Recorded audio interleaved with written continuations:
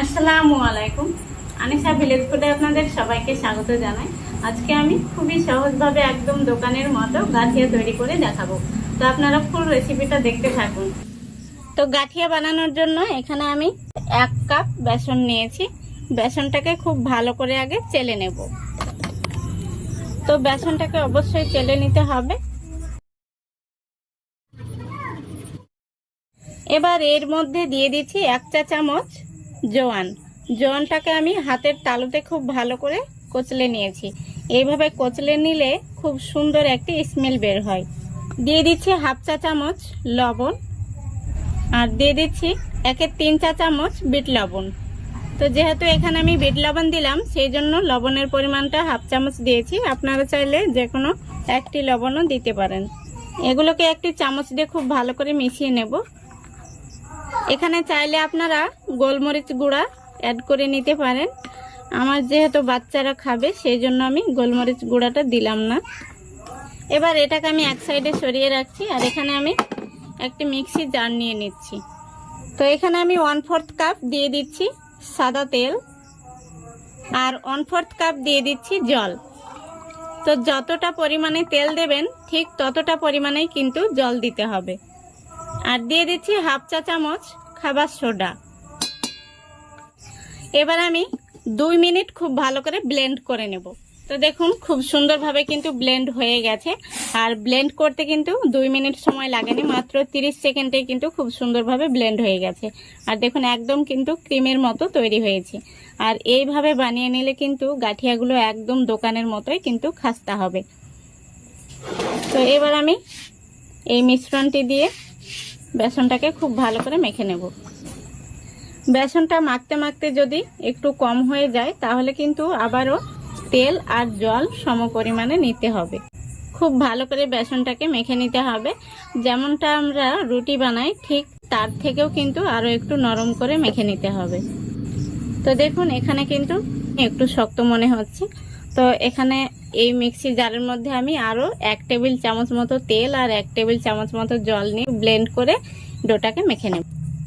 তো দেখুন আমি ডোটাকে মেখে নিয়েছি। খুব একটা শক্ত হলেও ভালো হবে না, আর এইরকম নরম করে কিন্তু মেখে নিতে হবে। তো এবার আমি হাতটা ধুয়ে পরিষ্কার করে নেব। তো দেখুন আমি হাতটা ধুয়ে নিয়েছি। আর এখানে এবার আমি নিয়েছি একটি পিপিং ব্যাগ।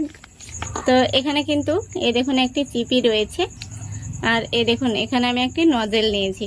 তো এই নজেলটা আমি ফ্লিপকার্ট থেকে কিনেছি। আর এই নজেলগুলো আছে 12 রকমের, 12টা নজেল রয়েছে। তো আপনারা কিনতে চাইলে কমেন্টে লিখে জানাবেন, আমি ডেসক্রিপশানে লিঙ্কটা দিয়ে দেব। তো এগুলোর মধ্যে আমি আগে একটু তেল ব্রাশ করে নেব, তাহলে কিন্তু এই মিশ্রণটি খুব সুন্দরভাবে বের হবে। তারপরে এই চিপিটাতেও আমি তেল ব্রাশ করে নিচ্ছি। এবার এইভাবে আমি নজেলটা চিপির মধ্যে ভরে নিলাম। তারপরে এই দেখুন এবার এইভাবে চিপিটা লাগিয়ে নিতে হবে। এবার এই পিপিং ব্যাগের ভেতরটাতেও আমি খুব ভালো করে তেল মাখিয়ে নেব। এই দেখুন আমি এইভাবে উল্টে নিলাম। এবার এইভাবে খুব ভালো করে তেলটা ব্রাশ করে নিতে হবে। তো খুব ভালো করে আমি পিপিং ব্যাগটা উল্টে নিয়ে তেল ব্রাশ করে নিয়েছি। এবার আমি সোজা করে নেব। এই দেখুন সোজা হয়ে গেল। তো এবার আমি এখানে একটি গ্লাস নিয়েছি, আর গ্লাসের মধ্যে পিপিং ব্যাগটা ভরে নিলাম। এবার আমি চামচে করে মিশ্রণটি পিপিং ব্যাগের মধ্যে ভরে নেব।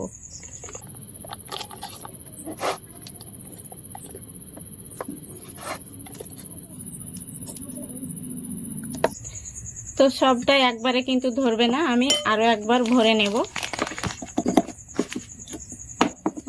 তো এই দেখুন আমি এইভাবে ভরে নিয়েছি। এবার এই উপর দিকটা আমি একটি প্লাস্টিক দিয়ে বেঁধে নেব।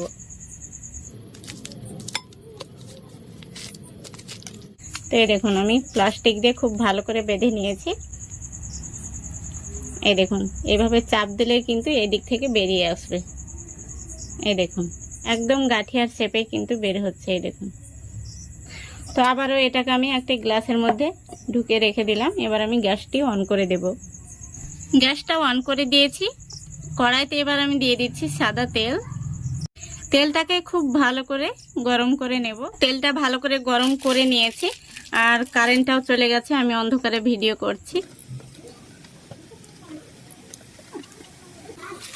তো এইভাবে একটার সঙ্গে আরও একটি লেগে গেলেও কোনো ব্যাপার নেই, ভাজা হয়ে গেলে আপনি সেটা ছুটে যাবে।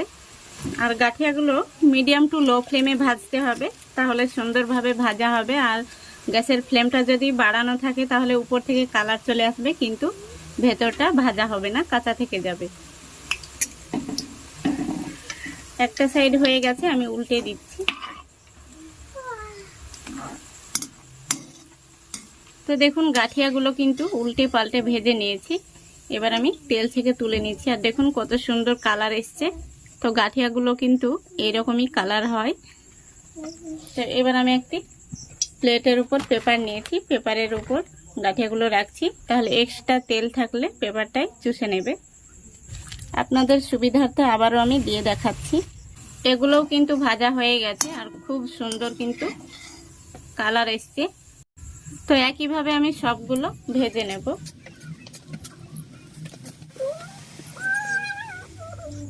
সবগুলো গাঠিয়া ভেজে নিয়েছি, এই দেখুন কত সুন্দর হয়েছে, আর কালারটাও কিন্তু দারুণ হয়েছে, একদম দোকানের মতোই হয়েছে। তো গাঠিয়াগুলোকে আমি এবার এভাবে ছোট করে ভেঙে নেব।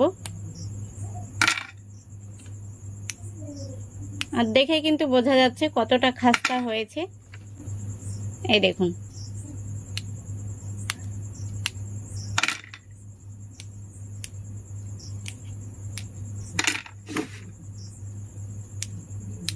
তা আপনারাও বাজার থেকে না কিনে এইভাবে বাড়িতে খুবই সহজেই বানিয়ে নিতে পারবেন। আর বাচ্চারা তো ভীষণ পছন্দ করবে, ছোট থেকে বড় সবাই কিন্তু খুব পছন্দ করবে।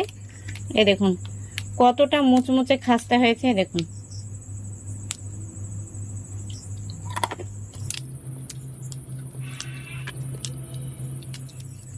তো আজকের রেসিপিটা ভালো লাগলে অবশ্যই লাইক, কমেন্ট, শেয়ার করবেন, এবং এরকম আরও নিত্য নতুন ভিডিও পাওয়ার জন্য চ্যানেলটিকে সাবস্ক্রাইব করে অল নোটিফিকেশানটি অন করে রাখবেন।